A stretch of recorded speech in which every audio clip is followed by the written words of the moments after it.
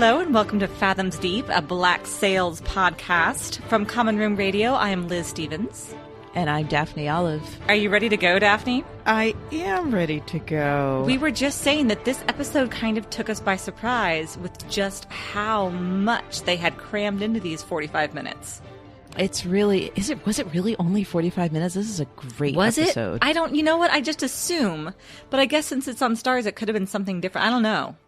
To be honest, I don't really pay attention to the time. Yeah. I just always assume they're an hour, but who knows, actually. Okay, well, whatever amount of time it takes, there's a lot of stuff going on here. It's really great. Going on. A lot of great stuff. A lot of intrigue in this episode. Yeah. Yes, absolutely intrigue. And yeah, okay.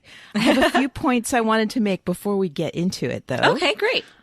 The first one I wanted to bring up, I actually forgot that I wanted to bring up last week. Mm-hmm. I had been talking to someone about Black Sails, and they were like, "Oh, you know, is it the kind of show that just has too much violence and nudity and stuff?" And then I was like, "Oh, but there's only really nudity, you know, at this point in the brothel, right?" And then I realized there's not really much nudity in the brothel right now. I think this is now the second episode where we don't even see people having sex. No. I mean, we see like right beforehand. And I don't know if you noticed, like, I don't know when this shift happened or if it happened gradually or suddenly. There's not just like random toplessness happening in the brothel anymore. I was just thinking about that. Yeah. Huh. Like we have a lot of corsets with nothing under them. Right. You know, I mean, definitely sexy outfits, but not like, you know, season 1 and maybe into season 2. Now I need to check and look. Yeah, I think at first at least, yeah. Right. We had a lot of just like random toplessness. Definitely. And we do not. Huh. So my question is, do we think this is the show changing, or do we think it's that we have a different regime in the brothel? Or both? Oh, you know, that is a good point, because Max is all about that art of seduction. And you've got to give them something to want. And she knows that. You know, you have to feel like you're divulging a secret to them. Right, exactly. So maybe she did encourage the girls to cover up a little bit more and then, you know, take their time undoing their blouse or whatever it is. Right, which we see Adele doing. Which we do see Adele doing with a plum, as she does everything. Right, exactly. Mm-hmm. Well, with a plum or melons, however you want to look at it. Exactly. Pick your fruit. I'm kidding. She is stunning. She is stunning. Yeah, she's a well-endowed lady. That's yeah. Nice. I think it does though suit the show as well. I mean, this is something we said in the beginning that like the like random sex and nudity really does go down as the content gets better. The show becomes more and more about story and less about that. Mm-hmm. So I just wanted to point it out. Yeah, I'm not really sure. That's a good point. I like that. Also, I forgot last week. There are a lot of things I forgot last week. I forgot last week we had a little conversation on Twitter about the book, about the inscription, the No Shame. And, yes. Uh-huh. And so there was a little conversation with listeners on Twitter, and I decided to ask. People wanted to know. People were just debating whether Richard Guthrie knew. Like whether he understood from the inscription if that was Flint or not. And so I decided to ask Sean Cameron Michael. Why not? Who better to ask? Exactly. Wow. So he was sweet and generous enough to answer us. And he said he doesn't think that Richard Guthrie knew about James being Flint because he would have used it. Yeah. That's fair. He would have used it. He would have used it like, yeah, exactly. So, that was my position, was that he didn't necessarily know that Flint's name is James and that he would have definitely used it earlier on. Yeah. So yeah, I just wanted to point that out because that was really sweet of him. I don't know if he listens to our podcast or not, but that was really nice. Really cool. And it was fun. Yeah. That was great to have him respond. Really, exactly. And then my last thing that I wanted to bring up was actually from, I guess, this morning for me, last night for our dear Lynette, who had some thoughts, about the memories and the kiss. And I don't know if people, I'll just remind everyone that I had said that my impression was that James's memory was of defending Thomas and Miranda's memory was the kiss. Yes. And this is what Lynette had to say. She said that I took the kiss flashback as a shared moment rather than another of Miranda's memories. It's the first time they have spoken openly like this. And so this is a kind of a joining of them, that they had this memory together. Yeah. Okay. Because this was this moment where they broke through this, perhaps, I mean, we see them refer to Thomas before this in the show, but we never see them until this moment talk about the relationship. Wow. And what it might be doing to Flint. And I just love this idea. I feel like this meshes so well with my idea that like this moment kind of allowed them to propel themselves forward from that place where they were stuck spinning their wheels because they had been without Thomas for so long and into their partnership. And so I feel like her interpretation works so well with that. And, I do like and that, it was, I know, isn't it great? And also I just wanted, I mean, well, Lynette because always it did has become one a relationship between the three of them too. So something really shifted in that moment. Exactly. I mean, yeah. And it was a place where the two of them, because they finally recognized it, could make a space for the two of them to have a relationship, even without Thomas kind of being the bridge between them. That the memory kind of like owning the memory and sharing the memory allowed them to move forward as partners, even though they didn't have their ethos to help them. I see. Okay. Do you see what I'm saying? Yeah. In that present time. Yes. Right. Okay. Exactly. Yeah. And just, this is, I don't know, this is one of the beautiful things. Like, I threw this out, and I did last week say, I don't know. I thought about this, but I don't have an answer. And thank you, Lynette, for bringing such a beautiful answer. Yeah, this is one of the wonderful things about you and I have this great conversation, but outside we also get to have a conversation with listeners, and it's so much fun. Cool. Mm-hmm, definitely. So those were my points from before this episode, and now I'm ready to get on to this episode. Okay. All right. Well, let's get into it.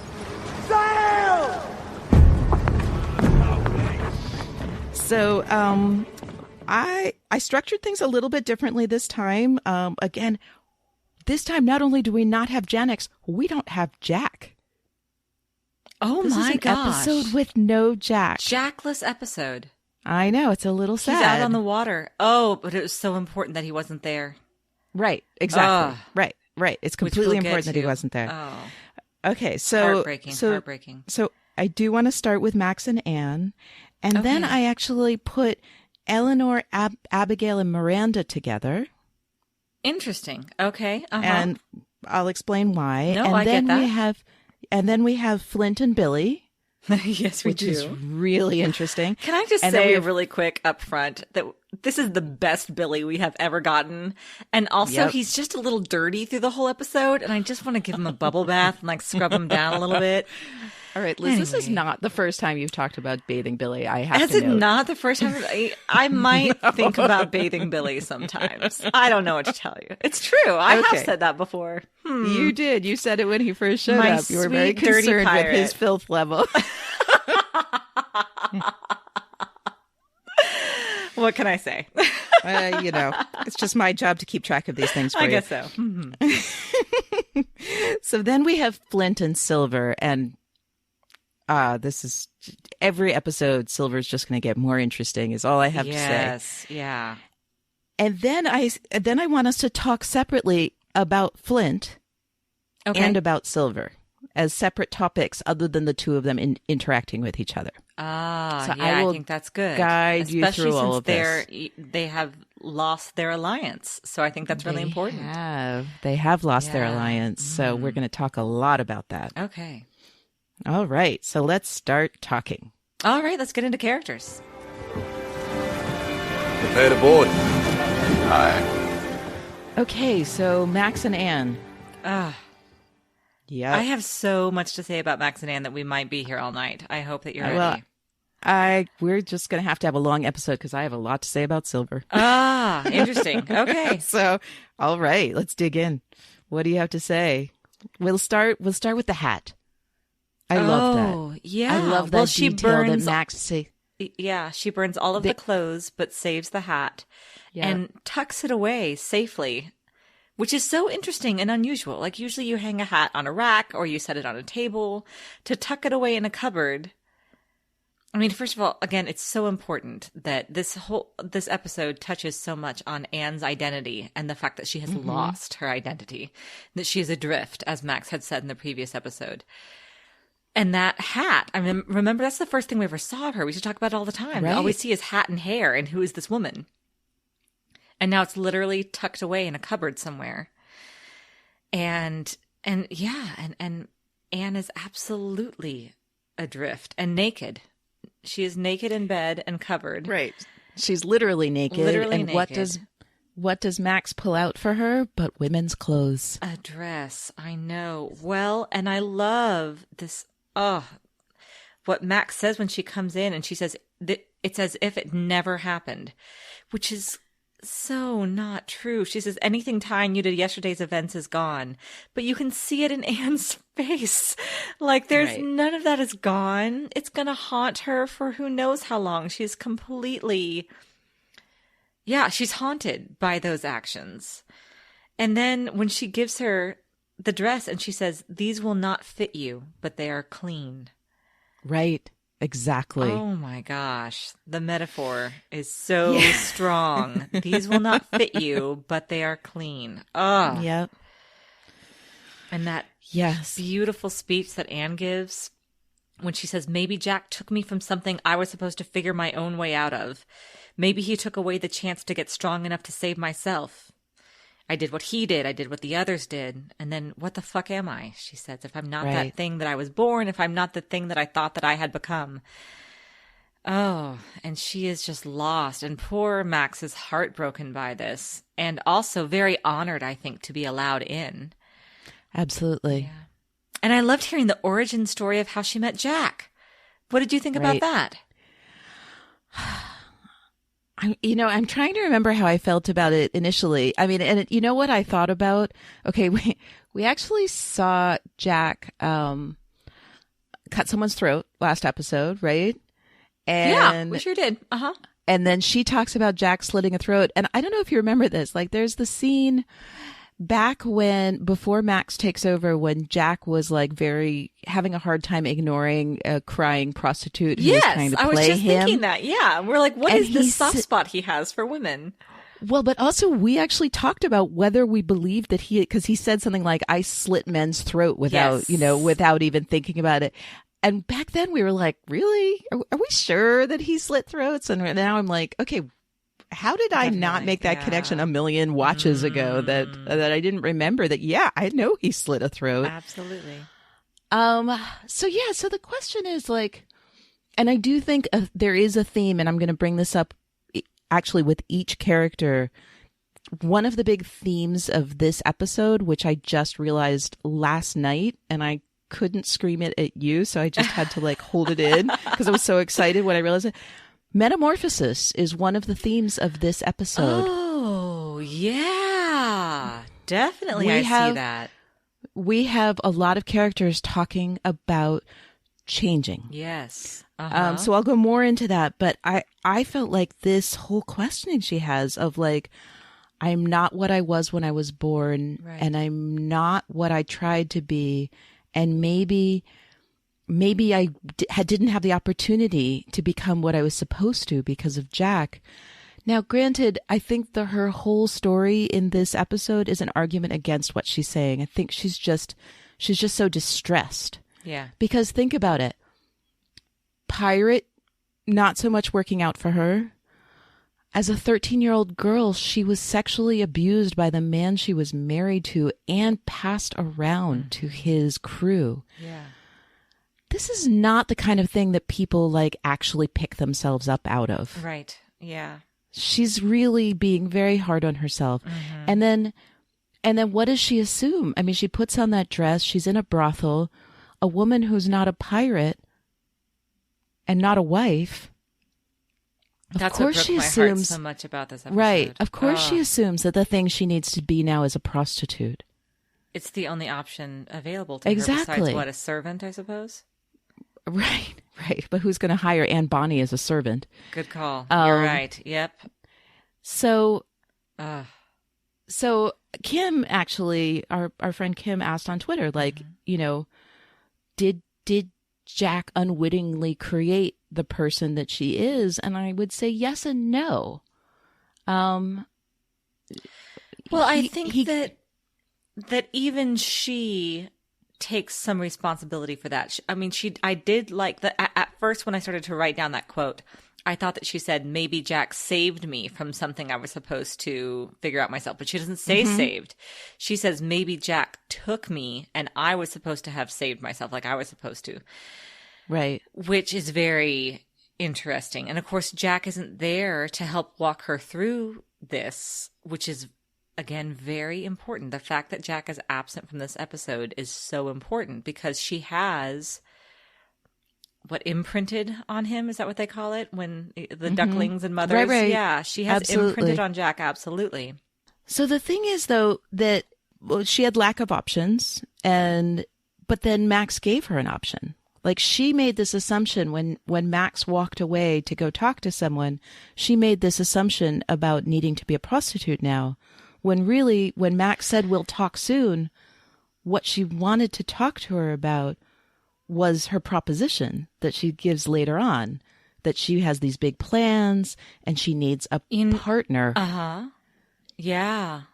But, I didn't read it that way. Oh, that's interesting. I didn't read that she just assumed that prostitution was her only recourse.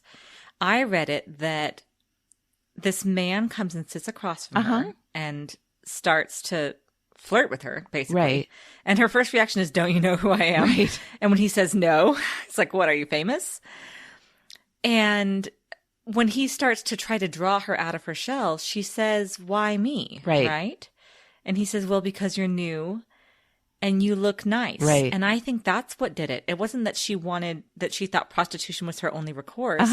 It's that suddenly she thought, what is it like to look nice? To be thought of as nice looking, to be desired by a man, and to express she's in this dress, to express femininity. What does that look like? And I think that's why she went upstairs, was to try to explore this other side of her.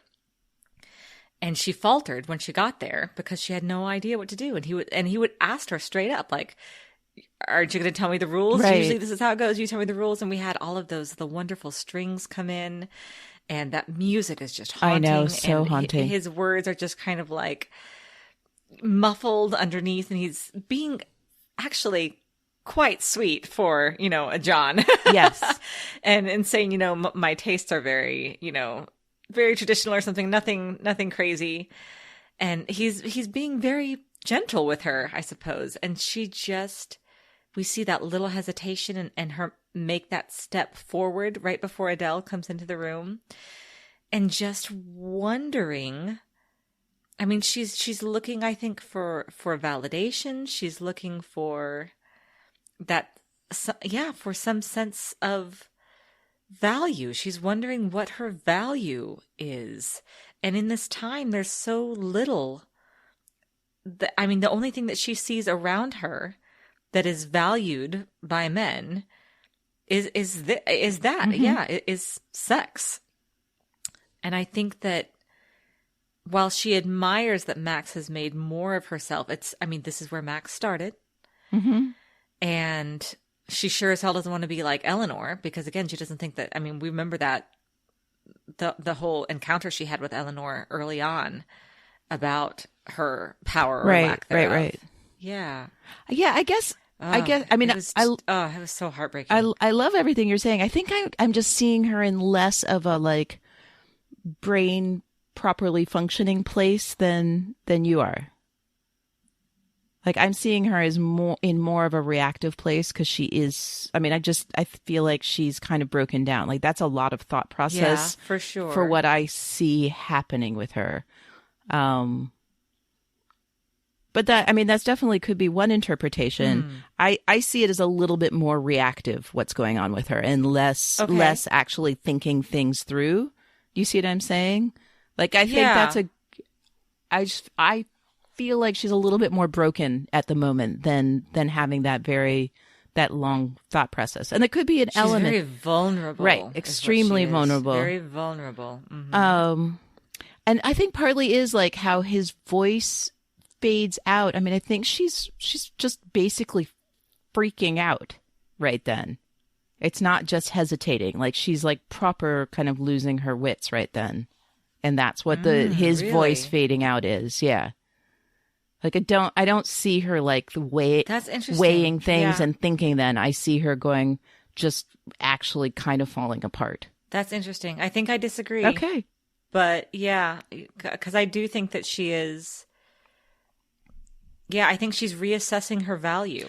I think she is too. And she's wondering to herself whether pursuing this particular action right. will help her to find herself or will put her further adrift. Again, I think both things work. I definitely saw this as less of a conscious active act, the going upstairs and the getting to the room. But it totally works either way. But yeah, I see. Yeah, I think she's looking because she asked, what the fuck am I? I think that she's looking for someone to tell her. No, she definitely. And she thought that she definitely is, and that one definitely doesn't work. And thank goodness that Adele saves her. Oh my gosh, Adele is amazing in that scene. Amazing. Yeah, I love Adele in that scene. I love her. I think that really relates to the scene earlier where Adele again talks to Max about danger. And rightfully, we understand. Yes. And then Max explains herself. And Max says, the thing about no one. And she says it 3 times and so fiercely that no one cared about her. And that includes Adele. Like Adele. It does. Adele was bringing this up and, and trying to be respectful. But when Max says no one cared what was happening to me, Adele looked away, and that her whole demeanor changed when Max said that. And they, you could tell they were friends in the beginning. Adele was the one who helped her get away, so I think that Adele's response to her, it was her response to Anne going up into that room was partly strategic because I was worried. I remember being really worried that that Anne was going to go up with that man and then kill him. That she was going to. Really? Oh yeah, I was really worried that she was going to go up there and then at some point, and at some point freak out and then end up killing him. Oh no, that was definitely the first time I watched it. I was really afraid of that she would get up there and then just kind of go, oh shit, this isn't what I want to be doing at all, and then kill him. Yeah. But I think also like the way that Adele tells her to leave, like tells her like the way she does is she has such compassion in her face. She does. And this was the first time she does. And I think it was because Max finally convinced Adele like how Max sees Anne in this situation. And I wanted to go quickly through the parallels. Like this is the thing that our friend Jen brought up on Twitter that I had been waiting until this episode to talk about. There's so many parallels, especially now that Max heard Anne's story. There's so many parallels between them. It makes so much sense now that the two of them would take comfort in each other. Yeah. That that Anne had also had this experience of being raped by many men when she was younger. That Max had in her own mind, at least, whether we think Eleanor was her mate or not, had been abandoned for the sake of personal gain. That Anne, that Anne saved Max, and then Max saved Anne. Like they just have all of these parallels going through, even though they're in such different places right at this moment. But that there had been this flip, that Anne was the more powerful one when she saved Max, and now Max is the more powerful one and can use that to save Anne. And I just there's just such a beautiful interwovenness of their experiences, and also like how Max talks to Adele. Like she talks to Adele about how Anne was the one person who cared about her when she was being raped.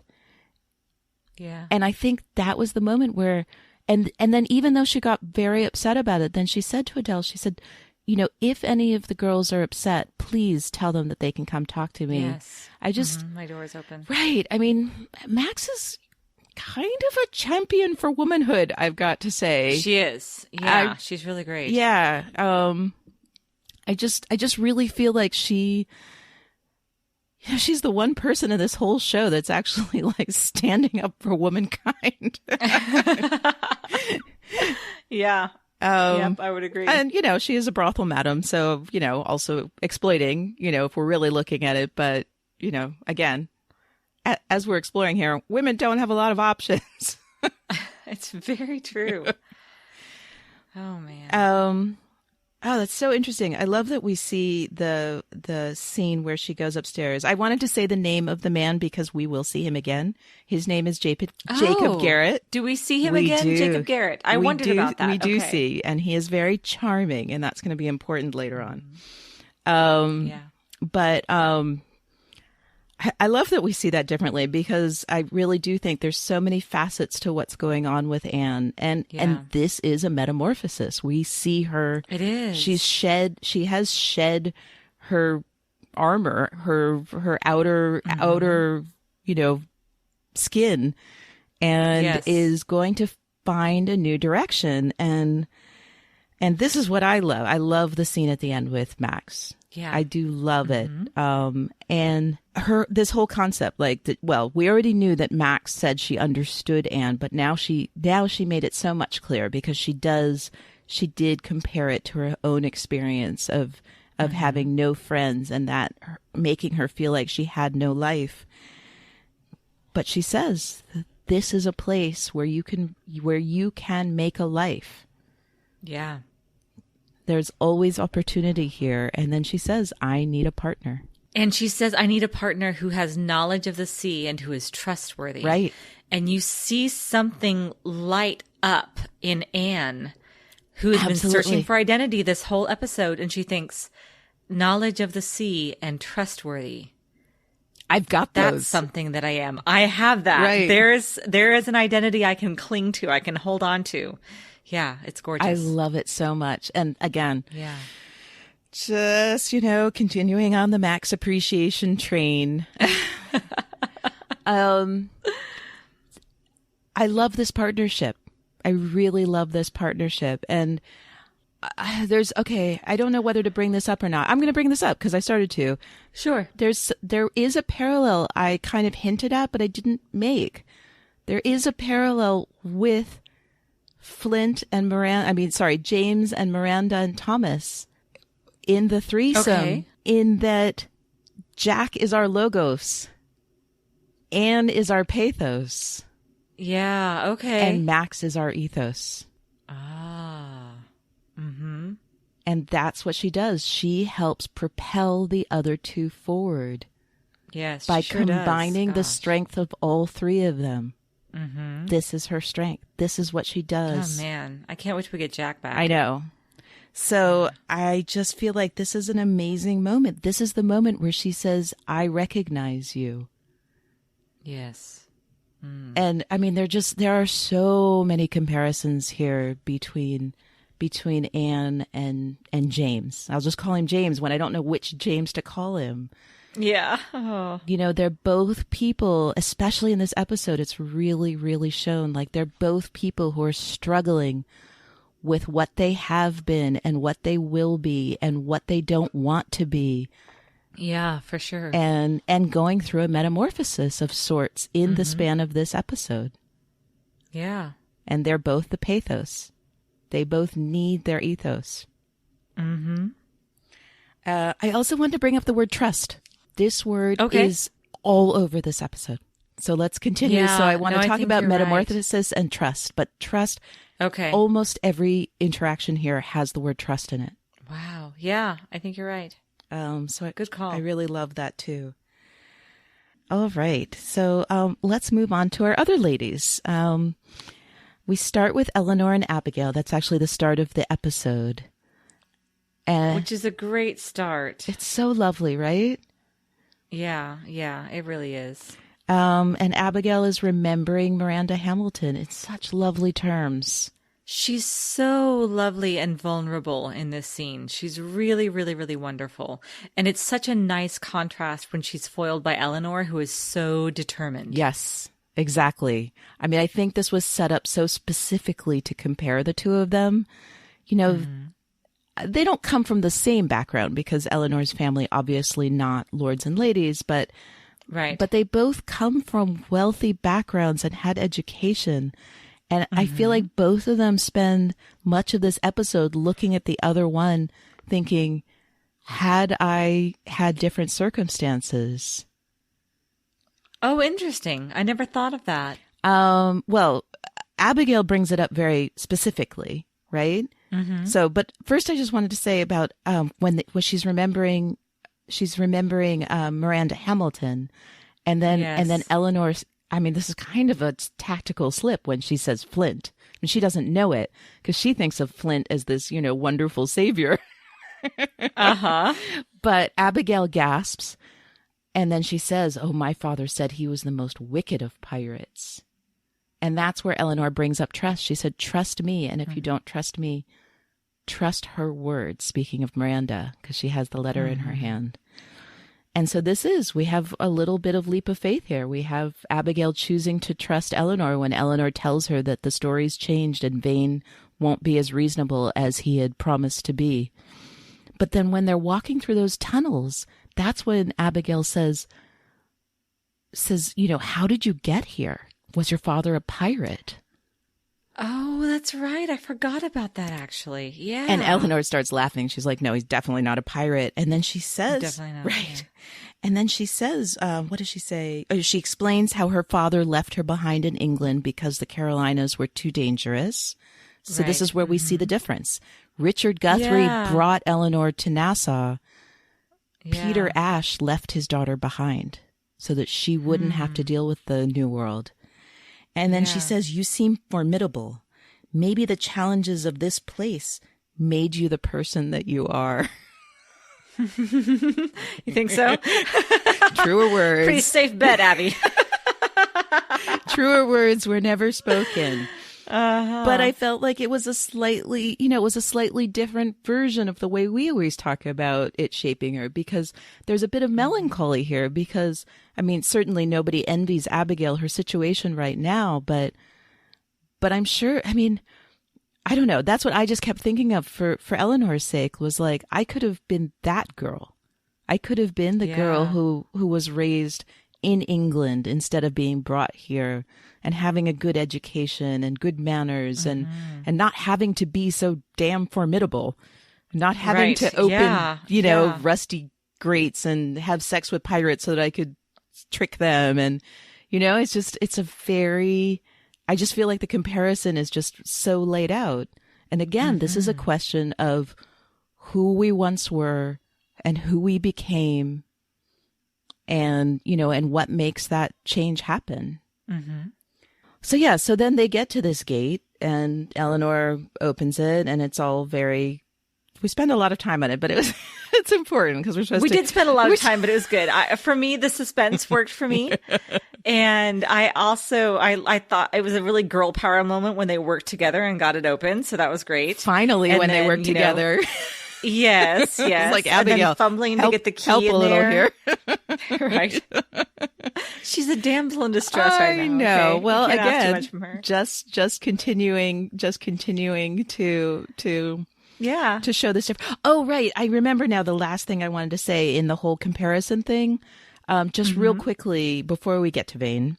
I know it's more, we're all waiting to get to Vane, but just at the end, we had this comparison between the two of them. And then when they arrive at the tavern, it's always so striking to me that moment when Miranda sees them and she walks up to them and asks Abigail if she remembers her. And then Abigail, kind of collapses into her arms and they're hugging and Eleanor's just standing there. And I was just like, oh, she's so alone. And I know she is. she's so alone. And it's like, yes, it's so easy to hate Eleanor. She just did a horrible thing. But part of me is just like, you see, this girl has support and like people want to save her. Nobody wants to save well, okay. Yeah. The only person who ever wanted to save Eleanor was Vane. Yeah. See how that went. Oh, poor Vane. Okay. Now let's talk about Charles Vane. Vane. Yeah. Charles Vane on the other side of that gate was something else. because he's just looks so betrayed. I know. And says, I saved you. I killed Ned Lowe and his entire crew to protect you. And Eleanor says, no, you didn't do that for me. Yep. And she believes that. She absolutely I mean, that is what he believes. said to her, but really, do you think she believes that? Oh, I think she does. I mean, I'm sure she needs to. He was silly to say I didn't do it for you when it was obvious that he had done it for her. It's true. But no, I think that because she has these daddy issues that she has. Right. I think that she does not believe, we've talked about this before, Right. that people love her selflessly. Right. She thinks that everybody is just out for themselves. And because of that, she is also out for herself. Right. No, absolutely. Yeah, and it made that conversation she had with Flint there on the balcony so great when she was like, I've destroyed so much to get to this place. I've sacrificed so much. And now it's all on your shoulders. Yep. She's like, and because she's used to just taking care of herself. That's all she knows how to do.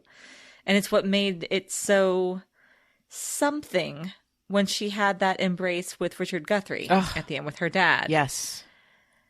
Which again, I just don't like it. I know. I'm curious what we were supposed to feel there. I mean, he was hesitant, so we're maybe supposed to think. He was hesitant. But like hesitant in a way where like he wasn't, maybe we're supposed to think that maybe this is really like him honestly trying to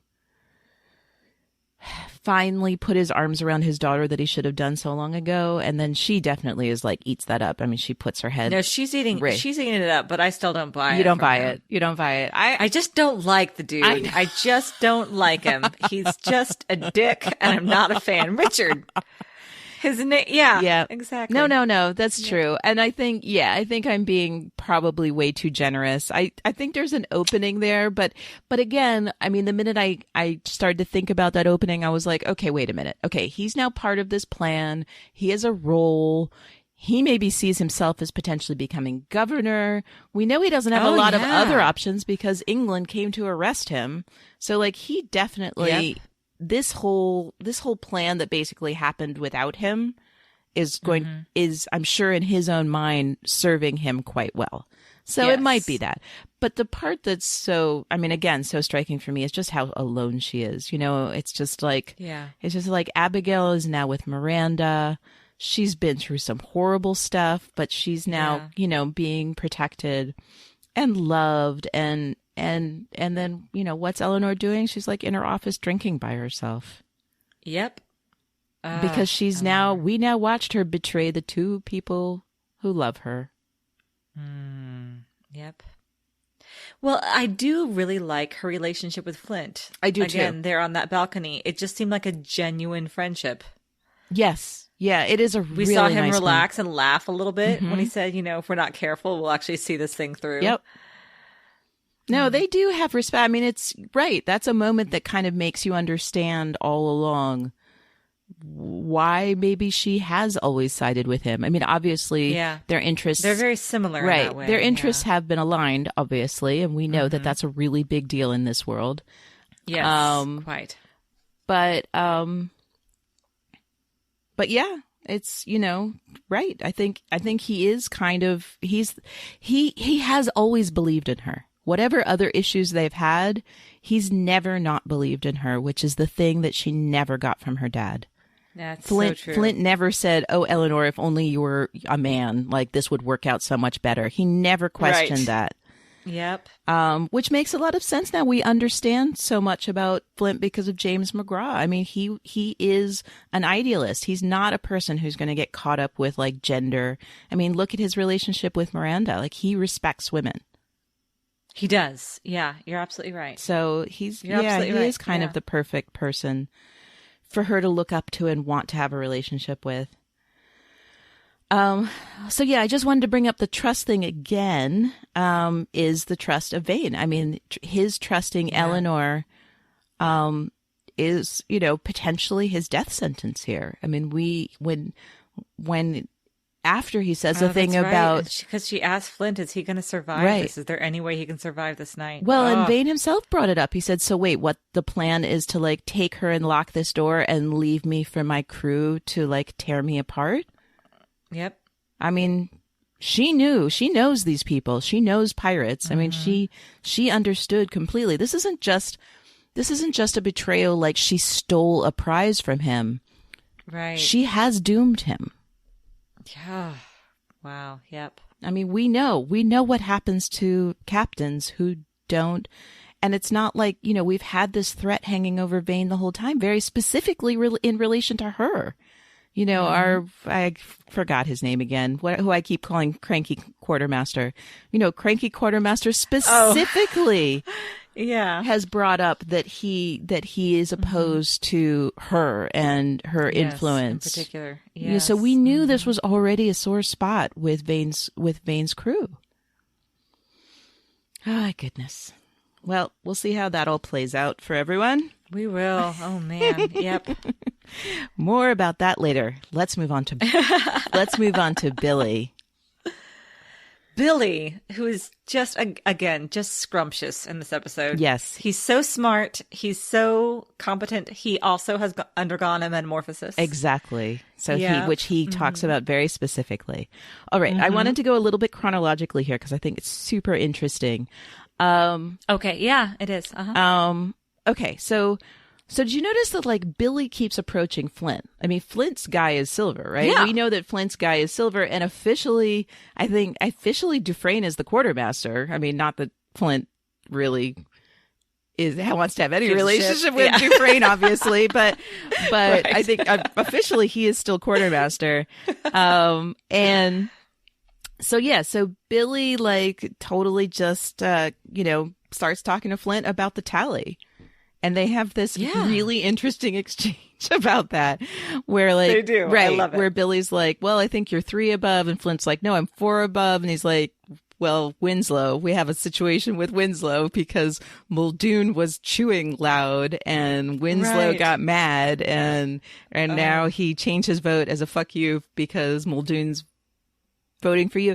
And I just love this. I love the exchange between Flint and Billy because yes, Flint does explain it. I mean, but they both totally get it. They know this is how these things work. Mm-hmm. And it was interesting because I felt like this was a big point of contention for them in season 1. This idea that, that Flint doesn't respect the democratic process and that he doesn't respect the crew. And this is a moment where Billy's the one who's just like, yep, this is how it goes. They're kind of bonding on older this. and wiser. Mm-hmm. And I love that thing that Flint says about the vote when he says a man casts his vote for the same reason he does anything else in this life, because it feels good. I was like, it's totally election true. Season. Yeah, tell you what, it's true. We are in election season. Well, and this is a different side of what we always saw as Flint disrespecting the crew. It's just okay, maybe he just really gets human nature. Maybe he gets it. Yeah, absolutely. And and Billy is starting to get human nature in a way that, you hate to see it happen because he is getting hardened. He's getting that harder edge. Again, the man was, strapped to a beach in a tortured. Exactly. Yeah, absolutely. Mm-hmm. And changed. Yes. Yep. And changed for it. And right. So Billy talks to Flint about the arguments and he brings up trust. Flint's like, I have a really good argument because nobody's going to die tonight and I have this great plan. Uh-huh. And Billy then lays out exactly what Hornigold is going to say, which is Flint, do we trust him? He'll betray anyone. Yeah. And I love that he says his argument is simpler. Yes. It appeals to the simpler nature of man. Yep. Yeah. Exactly. Which is true. I mean, it's pretty straightforward, especially when you can use Gates as an example.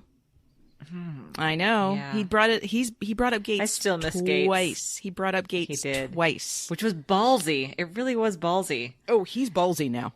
This is super ballsy. Yeah, now. I know. We are we this is the new era of Billy.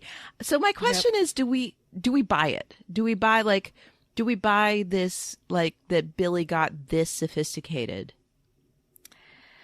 That's a good question. I don't know. I like it. I don't know if I 100% buy it. I like it going forward. I feel like this is a bit of a break. Like, I understand he went through some tough stuff, but I feel like he was... I think it follows the arc. Okay. 'Cause remember, we started with that boat ride with Flint and Billy. Right. Remember that? Yeah, that very early one. Oh, no, and he did stuff. I mean, he claimed that the empty sheet of paper had... Right. Yeah. So, I mean, I think it's been a long, slow climb for him, actually. And then this last huge event just really propelled him forward. I think I do buy it. Okay. I think I like it. I love it. And I buy Billy being more jaded. Yeah. I love the fact that he does this whole like kind of spy master intrigue thing to flush out the bad crew. Crazy. I don't 100% buy that he would come up with that, but it was kind of handed to him, but I like it. So I'm like kind of willing to just go whatever. I don't know if this is really the Billy of season 1, even with the changes, but I'm okay to go with it because I love it so much that I'm like, fine. Yeah. Fine. Mm-hmm. This is new Billy.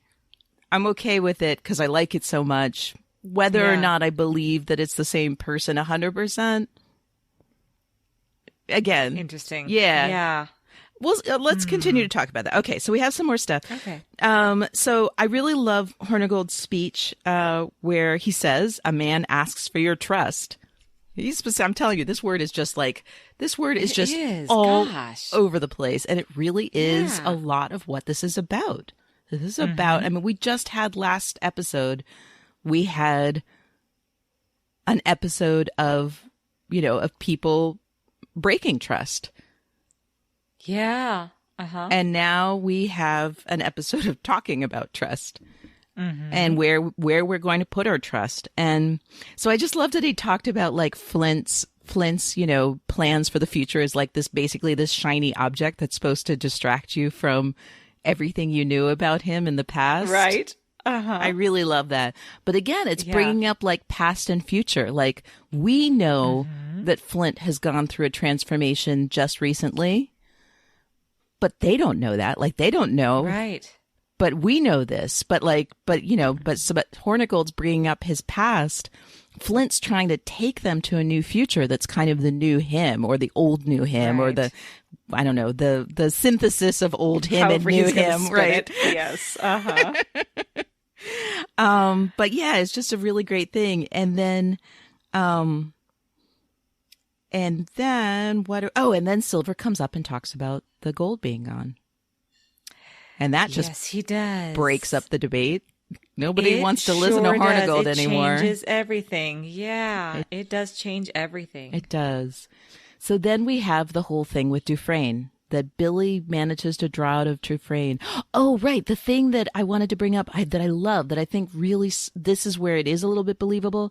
Flint says in the initial discussion about the tally, they're talking about how much these things change from minute to minute. And he says, the thing that will decide this vote hasn't happened yet. Hasn't happened yet. That was a great line, too. Yep, hasn't happened yet. And definitely didn't occur to me on my first watch that the thing that was going to change it was going to be coming from Billy, of all people. Yeah, well, yeah, that's true. Well, I think it was a combination, Billy and Silver. Because, of course, Silver no, that's true. Those are both this whole big ruse things. about the gold right. is pretty big. So, yeah, the two things. Right. Yeah. But, like, I mean, try to remember on your first watch. Like, okay, so we saw Billy bring up the Pardons last episode to Dufresne. Yeah. Mm-hmm. And then they're having this whole conversation. And Billy's like, okay, can you find 8 men? Are you sure that you're committed to this idea of, like, betraying Flint and, grabbing him and bringing him to the Navy and all this? I'm trying to remember. I'm sure I must have believed that Billy was doing this for real back then. Because we're all, like the crew, we're so focused on that Billy would feel betrayed by Flint for having, thrown him in the sea. Been possibly thrown, possibly thrown overboard, Gates killed, I mean, after roping him in, I think the kind of being complicit exactly. in the page. Yeah, I think the natural place for your mind to be right then is like, oh shit, like Billy's about to betray Flint. And then it's just so glorious. I don't know. I think, again, they did the intrigue really well because you could always see something else working behind his eyes. Right. And you're just wondering, like, what is he really thinking? What is he really doing? Yeah. Even then when Dufresne was saying, and I love Dufresne's line then when he says, with that one and the captain aligned, there would seem to be no limit to their ability to manipulate sentiment among the men. Yep. And Billy's like, well, maybe they're drawn into this idea because it is the best idea or the merit of the idea on its own. Yeah. And you're thinking, what are you thinking? Right. What are you doing, Billy Bones? What are you? And I love when Flint just asks him, Billy, I don't mean to be blunt, but what the fuck are you doing? I know. Which, right. You're like, yes, really though. What are you doing? Well, this is really the question that should be on everyone's minds. Although that was after the whole thing with Dufresne. We have a better sense at that point than Flint does. But I love that Flint asked it so bluntly because in his position, wouldn't you be baffled by Billy's Absolutely, actions? I would be baffled. Yeah. And I would, and mistrustful as well. Yeah. Of course. But yes, so let's talk about when Billy tricks Dufresne. I love this. Again, it's so good. Not sure if I you've buy just it. been waiting for Dufresne to get his comeuppance for so long. I know. You hate Dufresne. I do hate Dufresne, but I keep thinking like now I kind of wish Dufresne was a better character. Like I just kind of hate him, but I'm like, have you He's noticed? A little boring. He's a little boring. Yeah, like I was like, I keep not talking snot-nosed about kid. him except as a plot point, really, because I don't really give a shit about him. Yep. And this is a show that's right. so good at making people that you kind of hate and you kind of love. And Dufresne's not that guy. Like I even feel a little Dufresne bad is for not that Hornigold, but Hornigold's like close to that as well. But yeah, Dufresne, whatever. But regardless of that problem, Billy, amazing. I love how he flushed out the bad eggs in the crew. It was amazing. So great. Really cool. And I love his whole attitude. I love what he says. I mean, I love that he starts with, "Have you ever been tortured?" And he goes, I mean, exactly to the stuff Flint had said. He said, people who see you as an animal. Yeah. And this is where metamorphosis comes in. He says, it isn't the pain or the fear of the pain. And he says, they've changed you against your will. So this is a forced metamorphosis. And it's so reminiscent to what Anne said. Right. Exactly. Yeah. Exactly. So it's kind of amazing. And okay, Kelly, I want you to pull some Marcus Aurelius for us. I mean, it is kind of amazing that so many of these characters are so resilient that they can go through so much and be so subjected to such horrible things and come out the other side of it. I mean, we haven't seen where Anne's going yet. We saw this first spark of it. Billy, I mean, this is amazing. He had the loyalty. I mean, we knew this. We knew that he always talked about his brothers. You noted that in season 1, that he always talks about his brothers. But I think I wrote in my note that this is like Super Billy now. It's like he had the loyalty and the love before, but this experience gave him the level of conviction. He has given him I like that. fierceness that he didn't have before.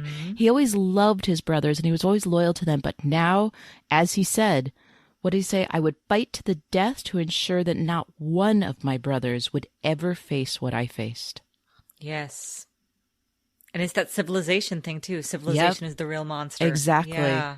Exactly. And so I love that. I love that part of Billy's metamorphosis now is to see that Flint always, he always meant well. Like, again, Flint, tortured, broken person he is, he does a lot of bad stuff for a good reason. But Billy understands it now because he understands this need to protect people. But in Billy's case, I mean, I love it even more in a way because Billy, this comes from love. Like Flint's need to protect comes from an ideal. Billy's need to protect. And that paternal, exactly. Right. This goes back to the thing you brought up in season 1 of why people help and how they help. Yes. And Billy now has Flint's level of conviction and commitment, but it comes from this very different place, this place of love. Yeah. I keep thinking of paternity versus fraternity. Yes. Yeah. That's perfect. Exactly. Absolutely. Wow. And so then he says, anyone who feels differently than this, that's a person I need to remove from my crew. Yep. I love that. I love that too. I do. It's really good. He does not have an official rule, but it is, if it's anyone's crew, it's Billy's crew. I agree. Yeah. Yep. Oh, it's so good to have him back. I really missed when we had neither Billy nor Gates. We were really missing something. Yes. I guess, are they the, okay. What? Well, nothing. I was just trying to remember the whole Pathos Ethos logos thing. Yeah, I'm not sure where Billy fits in that. If we're gonna use Alistair's categories, we might need to find a 5-man band here so that Billy can be the heart. Right, exactly. This is all over my head. Exactly. But he is the heart for sure. He is the heart. Yes. Topic for another day. If anyone can come up with a 5-man band structure for us for the Walrus please crew, let us know. Do it. That would be great.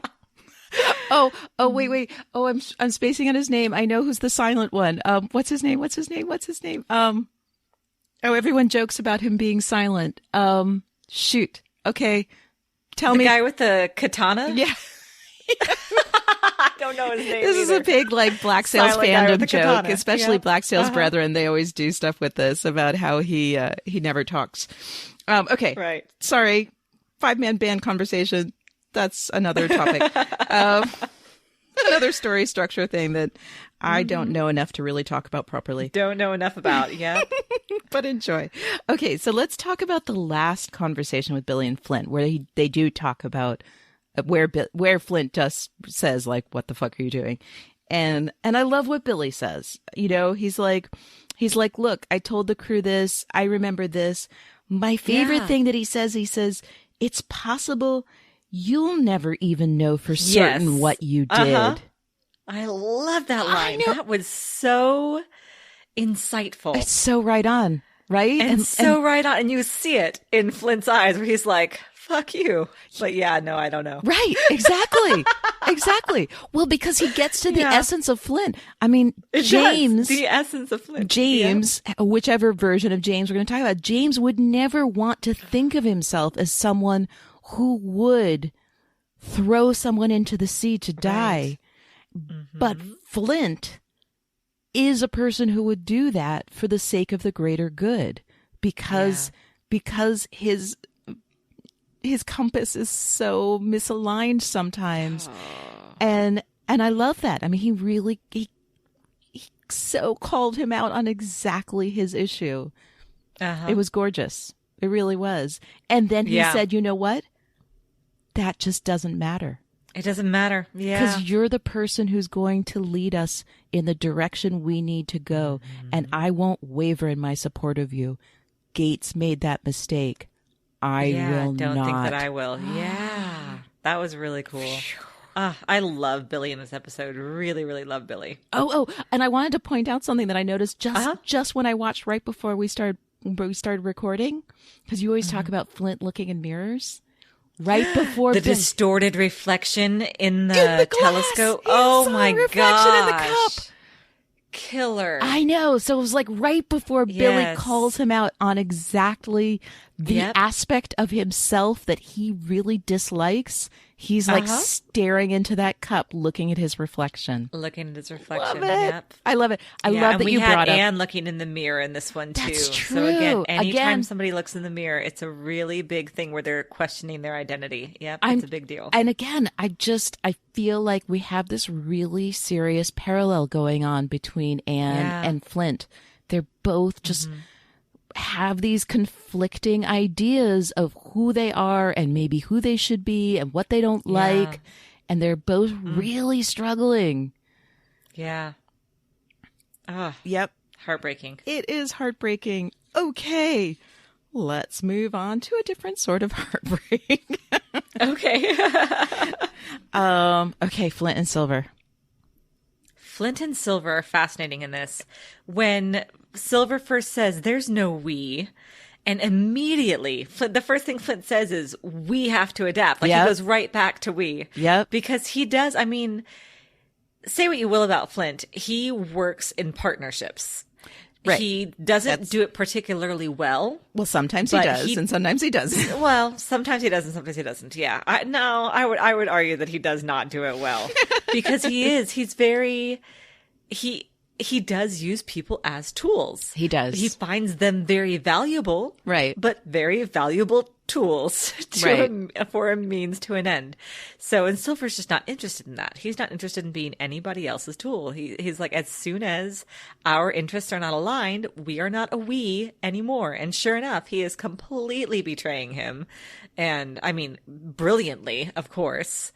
But, it made me sad though. Okay. And then, go ahead. Well, I want to bring up the flip side of this. So, Yeah. okay, so we know, having watched the whole episode, we know that Silver did betray him, right? That there is no we on many levels. But then when Flint says, "I'm not the only one benefiting," and Silver's like, "I don't know what you're talking about." And he says, "I need your help. They need your help." And Silver's like, "Dude, don't try to convince me that I, care about them." And that's when Flint says, so we need to discuss this. So that's where Flint says, "Where else could you wake up in the morning and matter?" Oh my gosh. It's so spot on. It's so true. Right. And then he Silver says, is, "Where like, would you pissed go?" about it. He is. But do you, it's true. It is true. I mean, do you feel like, I feel like it's hard to parse with Silver, right? Because obviously he had a plan for how to separate himself once he made everyone believe the gold was gone, right? Right. Uh-huh. But I think this actually did give him pause. I mean, I think he did go address the crew because Flint had struck a nerve. Yes. You agree with me that he did? And also I do agree. Yes, I agree. He struck a nerve. And I also think he kind of took it not as a challenge, but I think his arrogance got a hold of him too, where he was like, "I absolutely can walk in there and bend these men to my will." Mm-hmm. Well, and I think it's a two-edged sword. It is. Being needed is something that people can get addicted to. Yep. Oh, that's very interesting. I just learned about Enneagrams today, so now I've got like that stuck in my head because like Flint is such an 8, and anyway.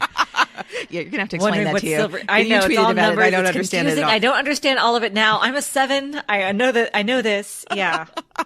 Look into it. Fascinating. I recommend the Liturgists podcast episode. I think it's 37. Yeah. Enneagrams.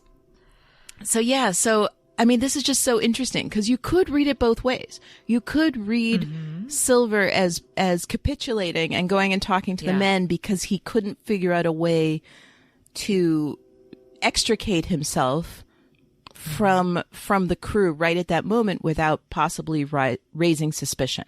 Right. So like that's definitely, that's his challenge, right? It's like he pretends the gold is gone. Then he needs to basically like figure out a way out of this crew without raising suspicion. Cause it's yeah. Right. Cause there's the practical question of like, where would you go now? It's kind of like on the beach when Flint was about to go take the Spanish man of war and Silver's like, "Oh, I'm out of here. I'm going to walk to like, to St. Augustine and Augustine. And Flint's like, "Yeah, you're not going to survive that." No. So I feel like there was a parallel to that. So there's the where you're going to go on that level, but there's also the where you're going to go with where you would matter. Like, when have you ever, I mean, especially because Flint knows, whether it's true or not, Flint knows Silver's, that he grew up in an orphanage. He knows that much about him. We don't know Silver's background. But, it's pretty obvious that Silver's always been a loner.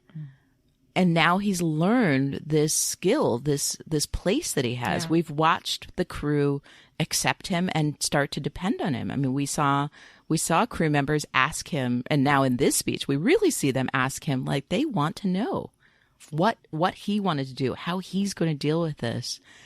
Mm-hmm. And so, yeah, I do think that when Flint said that to him, it sparked something in Silver that he hadn't, an aspect of his plan that he hadn't thought of. that being, That's a that good not point. mattering Yeah. might be an empty thing for him. That's very interesting. Yeah, it's hard. It's really hard to figure out in this episode, but I feel like, Well, it's hard to not get spoilery. Yeah, so I know, that's I'm the trying problem I'm not having to. with Yeah, it. you It's just should- like leave it at this episode. Yes. So yeah. So we'll put a pin in that. we're We'll gonna come put back to we're that. gonna put a pin in that. Right. So then Flint says, "Do you need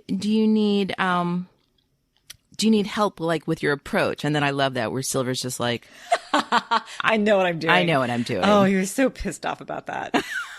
And it's true. Flint does. I mean, he has to have his hand in everything. I know. You know, he wants in every pie. Yeah. Well, and Flint is very good at this. I mean, we've seen He Flint. is. Yeah, Flint Flint is doesn't the need his orator. help. Flint up until relatively recently, that was always Flint's job, was to to wind them up, to get them to go, and that's what Hornigold pointed out before. That's what other characters pointed out, that once Flint starts talking, he can motivate them to do stuff that they didn't think they wanted to do before. right. But Quite a superpower. I think we could argue that Silver definitely demonstrates in this one that he is even better at this. Quite good. Okay, Yep. so let's talk about his address to the crew. I love this. Like, he uses honesty. They say, "What would you do with this gold?" And he's like, I would leave you all in a heartbeat. Yep. Although he is talking to them right now. Well, and I love that he says too, but if anyone says they haven't at least thought about doing the same, then you're a liar. Right. And then he says, "Because I know none of you would choose this life." And he's saying, you are men, none not of you are monsters. rotten, murderous monsters. Right. Yeah, You are exactly. men, you are not monsters. And then he says that there's two choices that we always had that we might have to go back to. We either toil for another man's benefit or steal for our own. And then he says, "Except maybe we have a third way now. Flint has offered us a third option, which is reconciliation." And I love what he says here about the pardons. He says, "Pardons not because we need to apologize or go back to where we came from, but maybe this place could be the reason we never have to do either of those again." Yeah. And I want to bring up how this relates to what Flint said to Miranda back in London, where he presented Nassau as a potential utopia where they could live a new life outside of civilization according to the life that they wanted. Oh, sweetie. Yep. Oh, dear. But I love that Silver took that direction with his speech, not knowing that Flint ever made that argument in the past. This idea. Well, the idea that Flint and that Thomas had, this idea for Nassau, is a great idea. It's a great ideal. It is utopian. It's just that doesn't typically happen. Right. Utopias are problematic. Yeah. But because people are in them. So you put people in things, it all gets fucked up. I know. It's funny how that works out. I know. Yeah. I just love the parallel of that, of Silver. And it's right. It is essentially the same thing. He's presenting this as a utopia, that we could live in this colony, but a colony where we control the terms of the colony again. Mm-hmm. Yes, that was always sounded way too good to be true. Yep. Yeah. You don't get half civilization, but we can discuss that in season 3. Oh man, can we ever? So yeah, that's what I had to say about Silver in relation to Flint. I do want to talk about Silver again, but first I just wanted to say a few things. I wanted us to talk a tad bit about Flint by himself, because we have to talk about the tavern scene. We have to talk about when Flint arrives at the tavern and introduces himself to Abigail. To see Abigail. Oh, this was crushing. Yes. Puts away the sword and she says, "You're Captain Flint." Yeah. And he says, my name is James. And I'm like, why am I crying? What is happening? You were crying because he's almost crying. The catch in his voice, the way he says that. Even before that, when Miranda comes up to him and says, why don't you introduce yourself? Yeah. Like it's the simplest thing in the world, but who is he? He's just, he's just at the first baby steps of integrating who he actually is, who he was in the framework, in the frame of Abigail Ash. James McGraw is the only version that makes sense, but he is obviously Captain Flint. I mean, this is, what was it, yesterday that we had this thing where he took his first baby steps of like talking about James McGraw's dream, but in the context of Flint. Yep. And now he has to be James McGraw in the context of Flint. Oh my gosh. I mean, he's, he starts to walk in like Flint and then he stops and he pauses. Mm-hmm. And it's just like talking to this young girl. I mean, what is she, like 16 or 17? It was just something like that, yeah. I mean, we've seen him do insane things. And this, I swear, this is, we're 15th episode. This seems like the hardest thing he had to do was introduce himself to a teenager.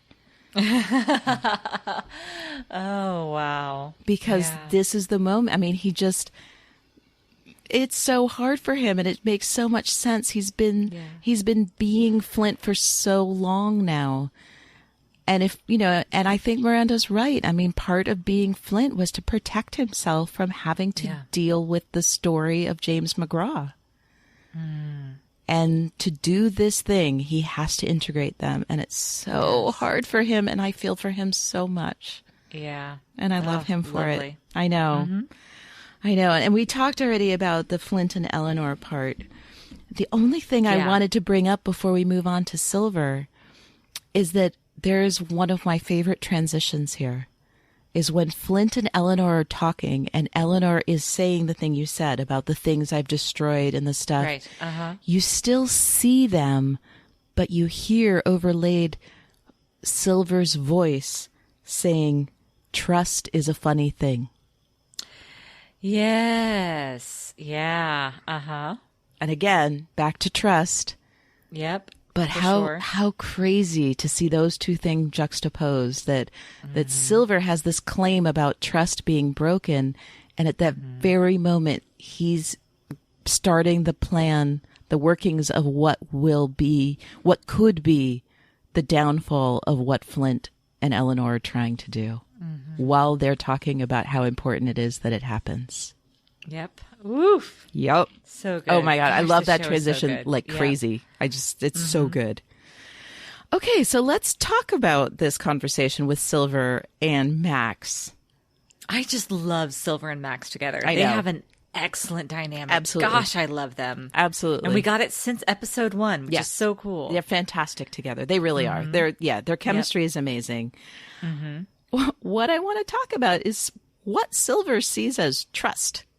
So he starts saying trust is a funny thing.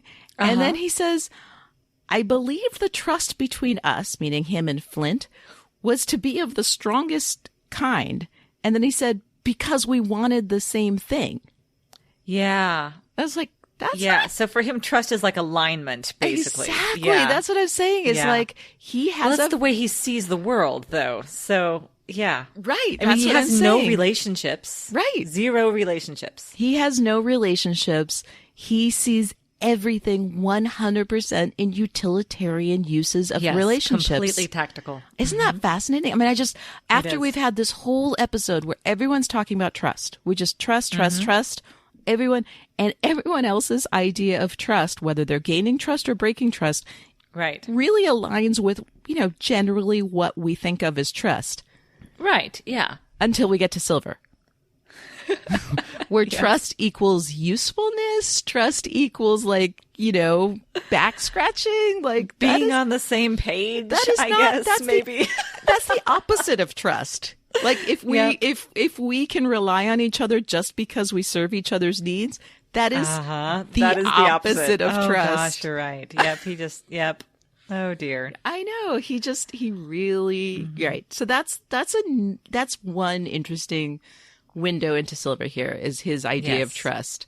I mean, especially he's talking to Max. He's talking to someone who's just as good at manipulating situations and getting what she wants. And yet, so loyal and so relational. Exactly. Like when Max talks about having a relationship of trust with Anne, totally different. Totally different, right? Yeah. So it's very interesting. So I would love just like, you know, the inner workings of Max's mind while she's listening to Silver and his crazy speech. Right. Because she does at some point say, why are you telling me all of this? Because I'm sure like she can't really relate to most of what he's saying up until he gets to the actual plan. So, okay. So the next thing is, you know, that he said that he had suspected the gold was becoming an obstacle. Yep. And then, moment of insight. I mean, that's the thing. He may not understand trust, but he certainly understands Flint. He said, my biggest fear was that when he would betray my trust, no matter how he did it, he would ask my help to make it happen.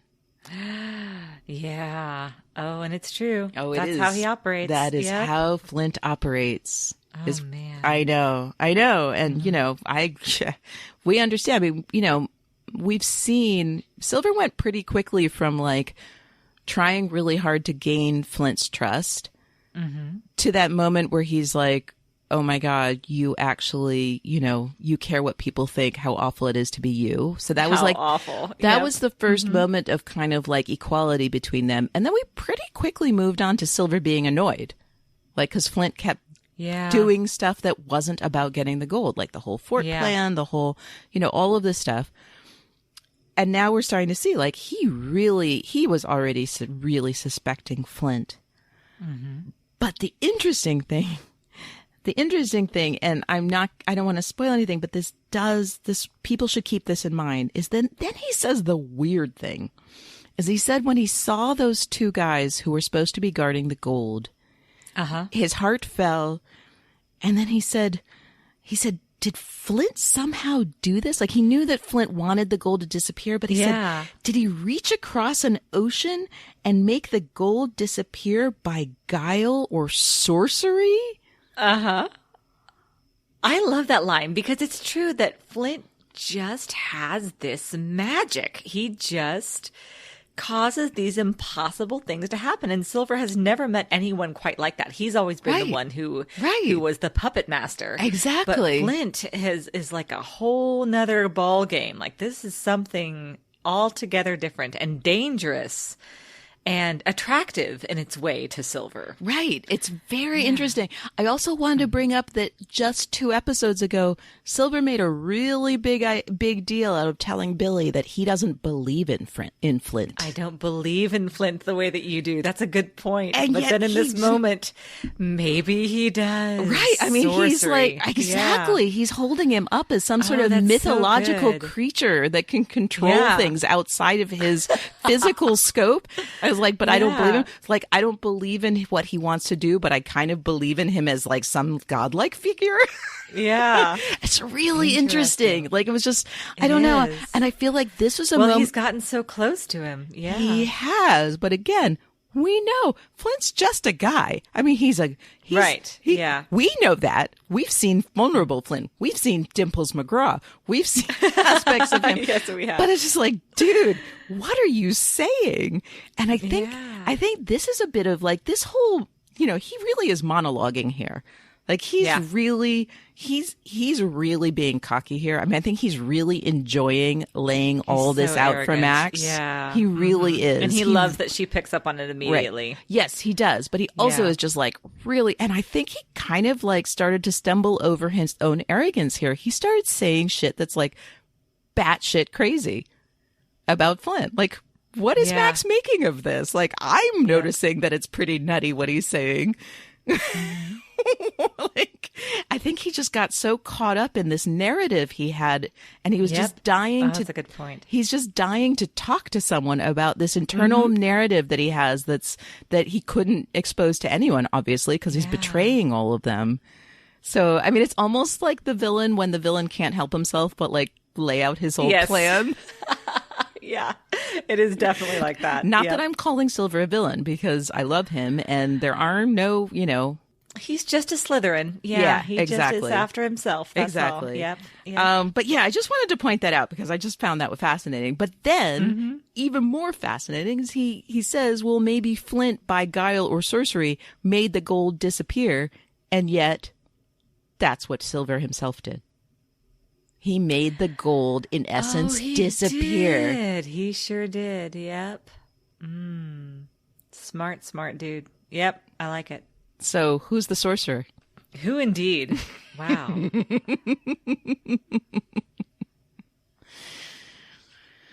So yeah, that's my Silver stuff. I know it's hard. I'm sorry everyone if I was a little spoilery. We'll get very quickly to the stuff I talked about. Not at all. Not at all. You're good. I love Silver so much. I really love him.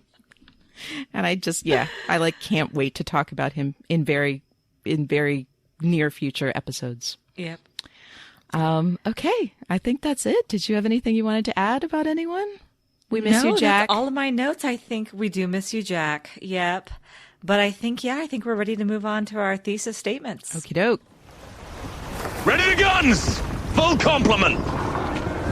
Okay, this week I was actually very good, and I actually found what I thought was the thesis statement. So do you have one? Do you want me to go first? I do, and I want you to go first.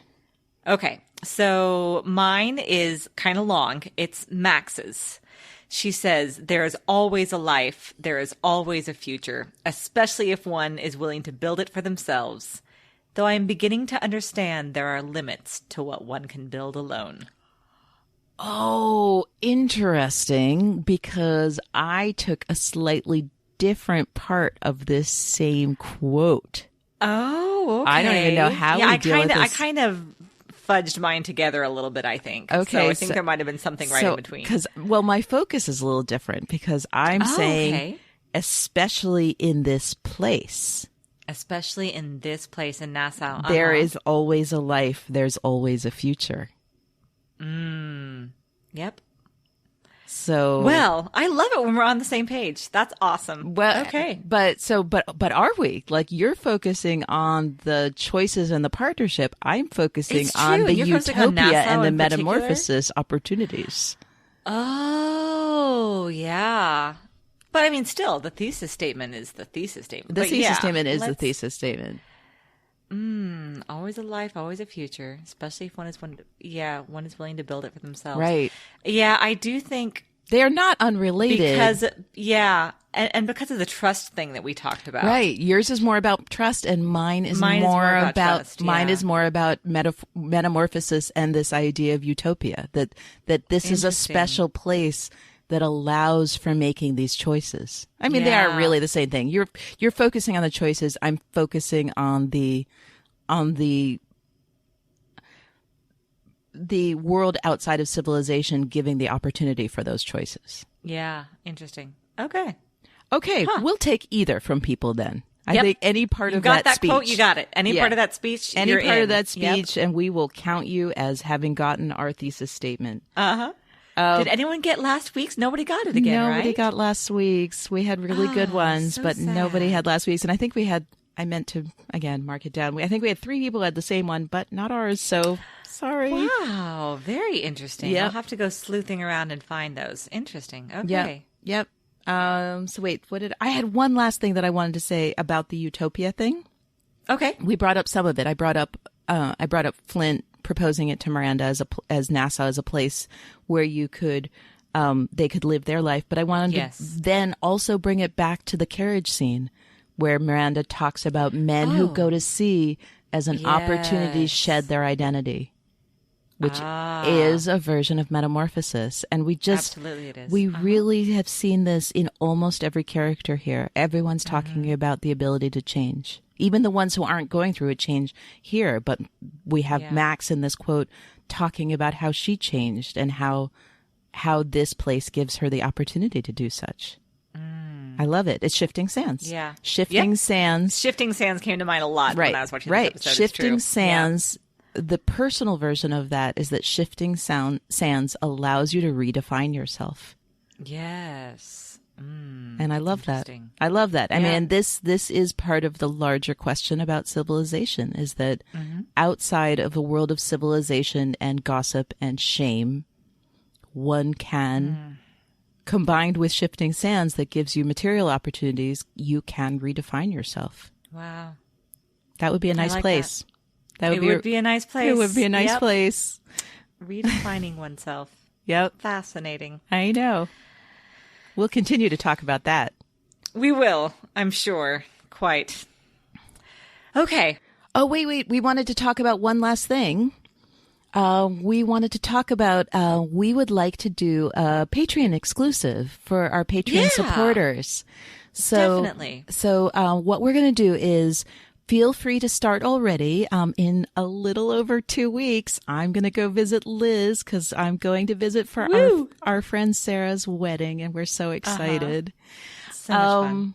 So I'm going to be in Oklahoma City, staying with Liz, and we thought it would be a really fun opportunity for everyone to send us questions. Any questions you want. You could even...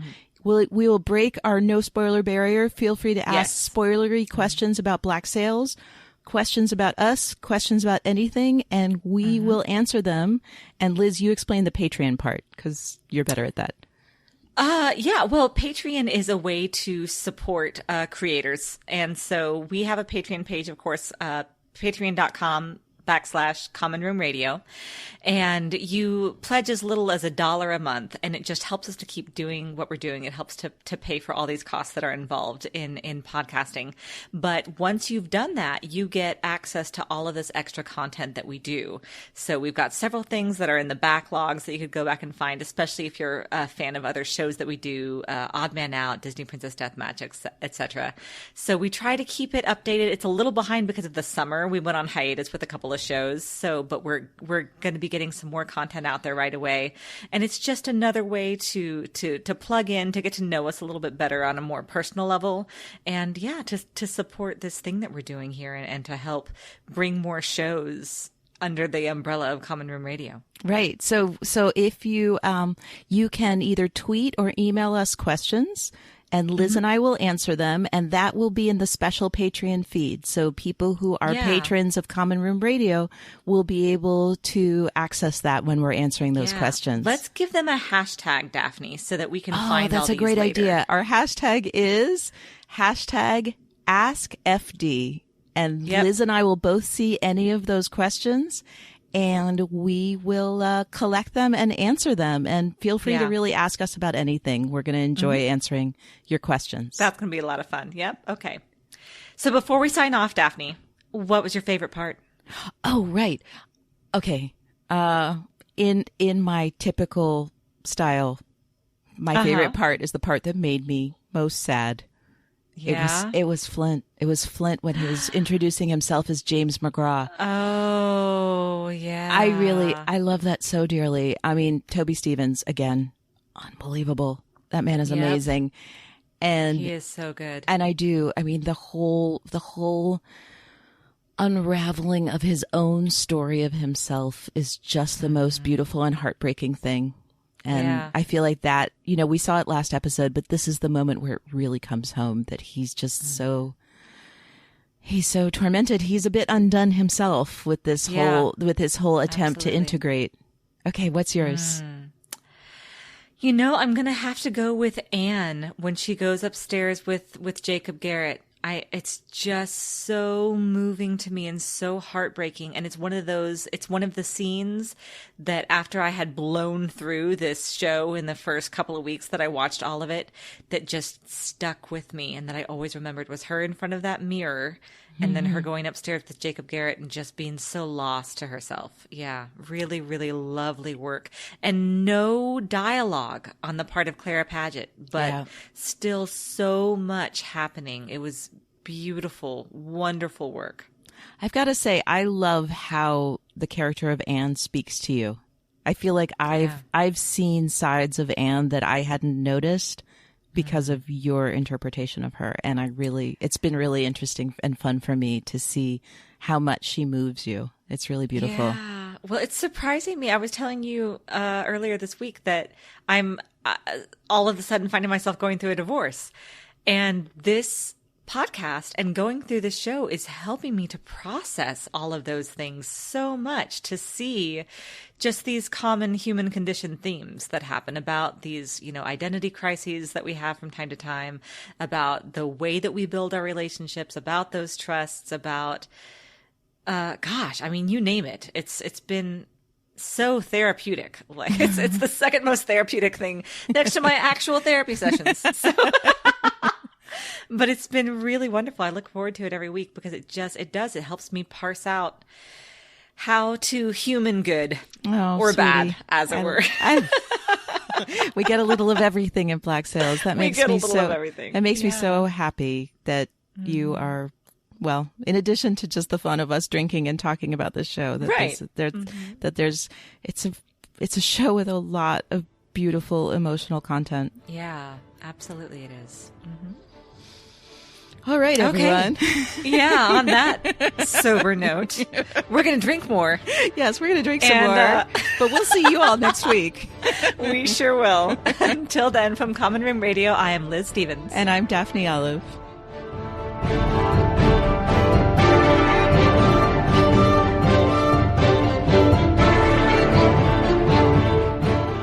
Fathoms Deep is a Common Room Radio production. For more information and access to other programs, please visit us at commonroomradio.com. To show your support, pledges of as little as $1 a month can be made to patreon.com/commonroomradio. Join the conversation by using the hashtag #Fathoms Deep and follow us on Twitter at Black Salescast. We ask that you keep your tweets respectful and positive, and please avoid spoilers.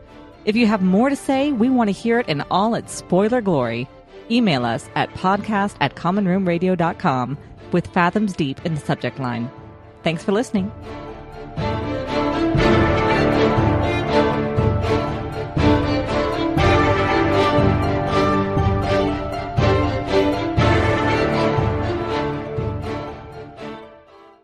Ready the guns! Full complement! Am I getting better? You're so adorable. No, I'm still not doing it. Damn. Nope, you sound... I'm going to have to start practicing. You're like an old British lady. It's adorable. Full compliment, dear. And a spot of tea.